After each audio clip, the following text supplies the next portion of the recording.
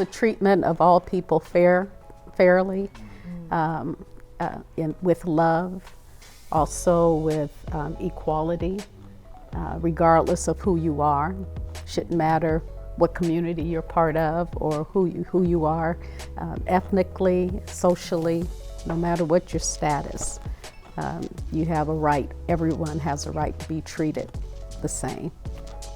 Well, then also to that point, right, I mean, I think of, the justice within the world that we see, right? Because I was just having a conversation with my high schooler the other day about this, and she's like, oh man, Daddy, we live in an unjust world. And I said, what do you mean by that, right? And she's like, well, there's obviously, you just see the crime, you just see the hate, you see, how does God want us to respond to all of that? And, yes, we say the words like, well, show love and walk with people and meet people where they are, but, justice also comes with, it has to come with a prophetic voice.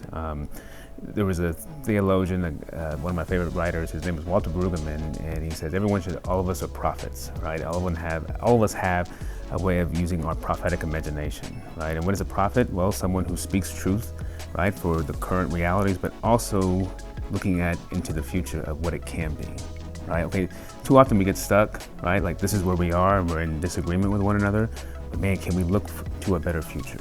Can we look to a better tomorrow, right? And that's going to take some work, right? Another way to look at justice is restorative justice. It's one of my favorite words, because you're looking at both sides, those who have done the harm and those who have been harmed. And too often, we focus on those who have done the harm, but we forget those who have been harmed, right?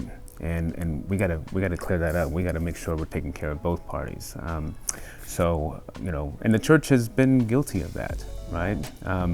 For a woman, who was told you can't preach, Right. or you can't be an elder, you can't be ordained, right? I can't imagine that, Yeah. right? And even I'm sure you still get some of that today, right? People saying like, well, you shouldn't be behind the pulpit. And then the justice piece with me graciously saying, excuse me, you're wrong, and let's sit down and talk about this, right? But yeah, it's hard work, but it's much needed work. And it looks different in a lot of various situations, but I think it takes courage.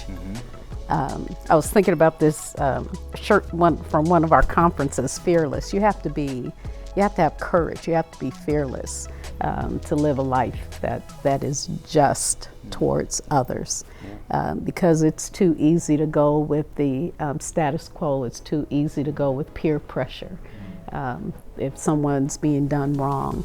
And when you sense that this isn't right, this isn't fair, this isn't just, it takes courage to step out and say, I'm not going to do what you're doing. Right. I'm going to do the right thing. I'm going to do what God has called me to do. That's justice in action. My daughter started kindergarten this year.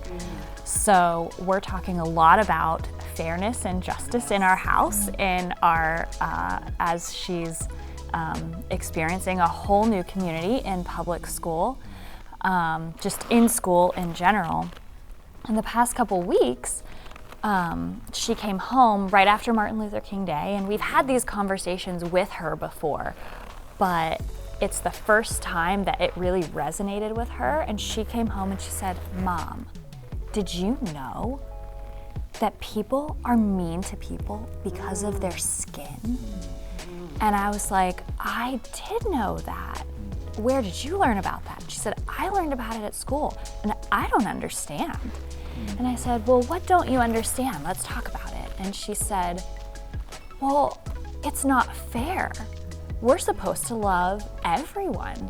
I don't understand why someone would treat someone differently. Oh, out the mouths of babes. Right. And we had this beautiful conversation, and it just is like, it made me wonder what happens, that it's almost like she was born with this idea of living out justice, and then something changes at some point. Maybe we get wrapped up in differences, but it was innate in who she was.